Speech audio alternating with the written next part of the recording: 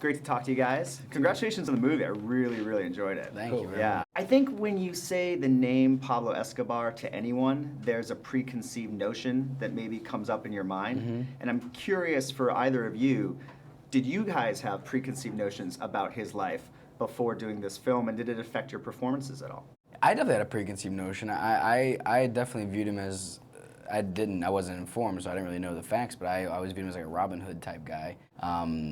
Obviously a drug lord of sorts, but I always knew that he was like building schools, building hospitals, soccer fields, like taking care of the community. I was like, that's a cool thing for a drug lord to do. But then you kind of really start learning about what he was really doing and the devastation that he really caused, and it's shocking. And I'm sort of happy I didn't know about it too much going into it, because then it would have been more work for me as an actor to disbelieve Well, because it Nick and doesn't trust know it. what's Exactly, going on. Yeah, exactly. For you, Mr. Del Toro, did you have preconceived notions of who this man was? You know, a little bit. I went, obviously, getting ready for the film, I read more, went deeper with the notions, but I knew a little bit about who he was, and I didn't know what were the things that turned him, but I did know a little bit about his family, that he had a close connection to his family, that many people in Colombia saw him as a Robin Hood, and that he also, the devastation he left behind, it was humongous. So I did know a little bit, but when getting ready for the film, I just learned more, got more into details about his story. Tell me about the research you did and those details that you found. Well, How did those help inform you your know, character? you read, there's been many documentaries about him. You read stuff about, his brother wrote a book. There's other people who've written books about him. There's footage of him, and also in retrospect, you can see more all the devastation he left behind.